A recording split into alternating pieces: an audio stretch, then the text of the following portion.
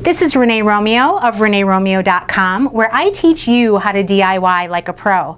Today's great project is turning this 15 light French door into a gorgeous light fixture.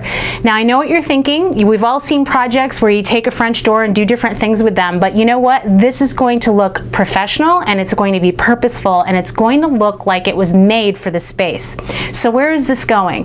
It's going in my basement up against a drop ceiling, and I'm hoping that it's going to detract from the drop ceiling while actually providing light that's going to shine through the glass panes onto my bar table. It's going to be a nice soft light that's going to be cast down onto the table, and I'm turning the white finish into a gorgeous wood faux finish. So it's going to blend in with the rest of the furnishings. So stay tuned. I'll show you exactly what you need to get started.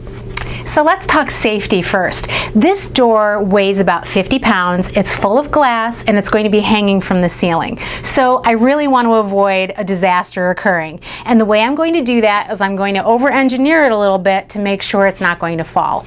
So I have 12 eye hooks, and they measure 1/4 inch by 2.5 inches. And these are going to go not only into the door, but up into the ceiling. And from there, I'm going to attach some chain between them. And so this chain, it's a small chain. It's not real heavy duty, but you know what? It's super strong. So it's going to hold up a lot of weight, and it's not going to fall and potentially, you know, have a disaster on my hands. From that point, we can talk about the decorative features. So I managed to find a beautiful old-fashioned knob that I'm going to attach to this door, and I have a white strand of Christmas lights that I'll be placing on top of the door to make sure that it blends directly into the ceiling. So from there, let's talk about color choices. So I said I was doing a wood faux finish. Mine's going to look like a cherry color, and in order to do that, I need 3 different colors to accomplish that cherry finish look.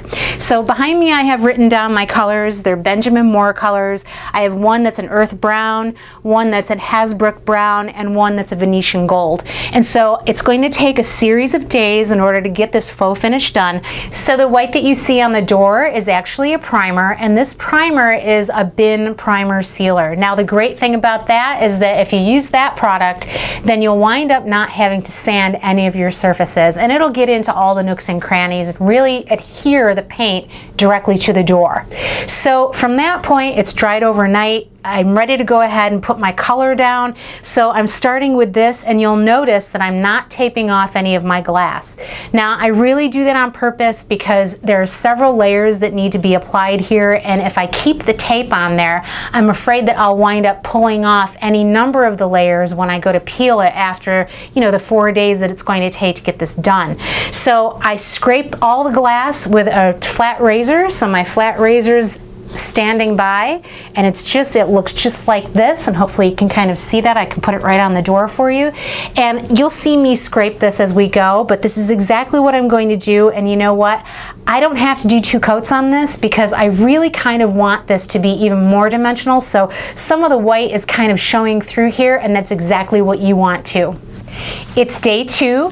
The door is nice and dry. Everything has been scraped off the glass. So at this point, I just wanted you to know that this orange paint is actually a flat paint, and you really should use a flat paint on this. I find that it works a little easier to have the flat paint on the bottom surface and then put semi-gloss finishes over the top of that.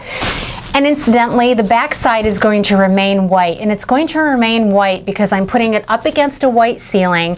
I'd like the white Christmas lights to kind of disappear, and really I want it to reflect as much light as possible on that top side, so everything's remaining white on the bottom of this.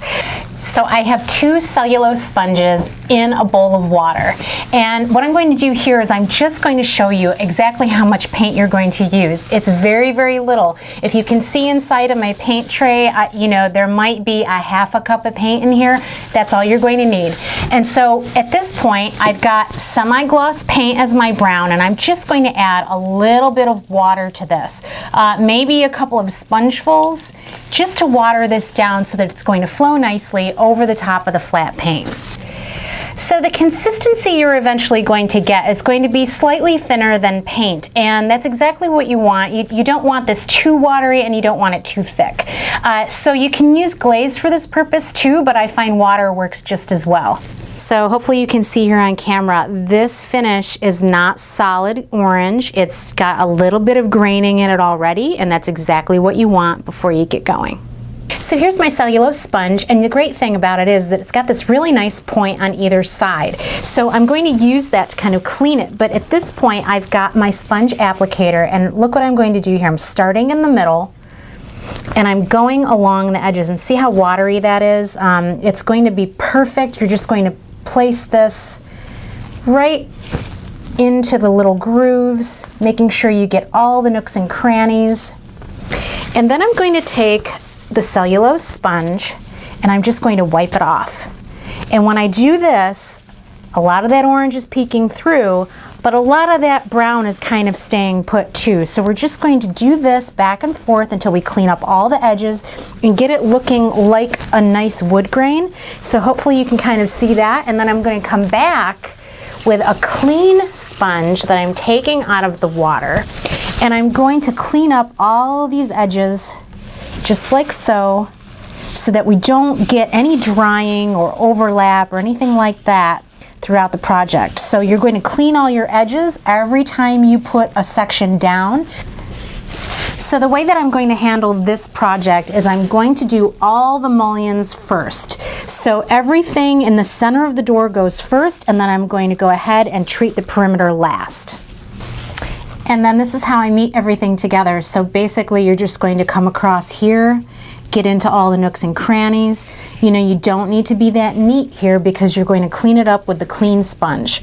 So don't worry about making a mess. It's going to turn out just fine. So here's the sponge that was sitting in my paint tray, and I'm just going to see how I kind of lightly feather that back into the existing piece before it. Clean up those corners, get all that extra paint out of there, just like so. And it's looking really great already. All the mullions are completely done, and at this point I'm just going to go ahead and start this bottom panel. But one of the things that we need to do is really take into account how the door is made. So there's a long panel here that runs to the bottom, a long panel here that runs to the bottom, and then a piece that's sandwiched between. So I'd like to kind of mimic that configuration with the faux finish, and I'll take care of the top edge the same way. So both of the sandwiched pieces here at the top and the bottom get done first, and coming back in and filling this in.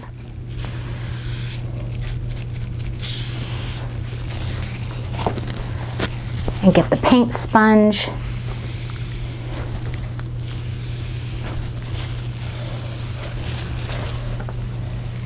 Look at that beautiful graining.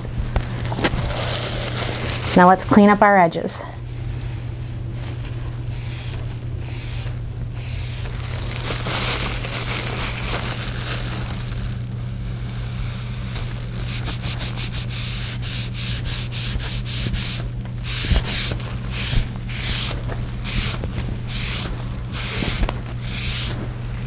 And I'll follow the same technique all along the side. Now I'm going down the entire length, filling it in with paint, and then I'll go back and wipe the entire length off. So here's the paint sponge.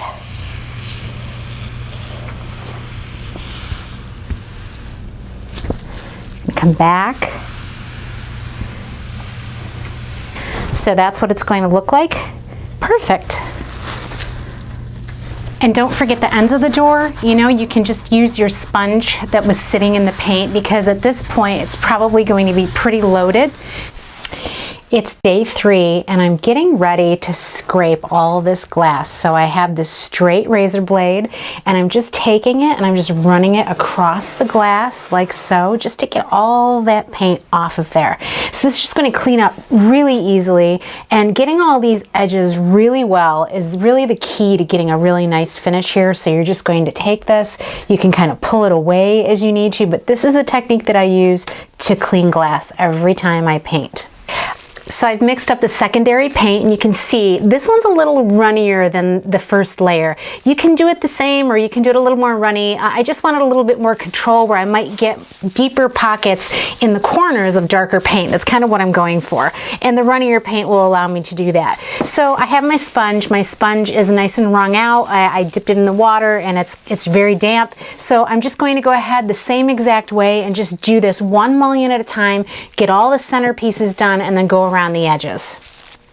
The mullions are done, and the top frame panel on the door is done as well. And so you'll see just how subtly different the colors are that I've chosen. But if you want to go ahead and choose colors on your own, then what I would suggest you do is go to the paint store, grab a paint chip like this, and try to go maybe 1 or 2 apart. So you could choose like a color at the bottom and then go up a couple and choose maybe this color. Now, I wouldn't go jumping from the bottom to maybe 4 up. It's too much of a contrast, and it's not going to look nice and professional. You want this to be a subtle difference. That way it's almost as if you can kind of see into the paint and see all 3 different layers of colors. That's exactly what you want, and that's how you go about choosing your colors as well. The faux finishing is done, and at this point you can kind of see I have some really beautiful graining going on here, and really that was just as a result of my using a little bit of pressure or a lot of pressure on the sponge. And you can kind of see it's really subtle. It's exactly what you want. This looks exactly like the wood doors in my house.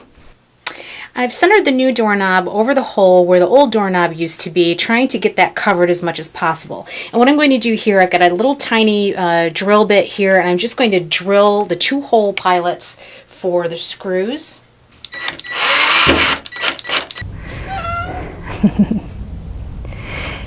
You know, drop ceilings, love them or hate them.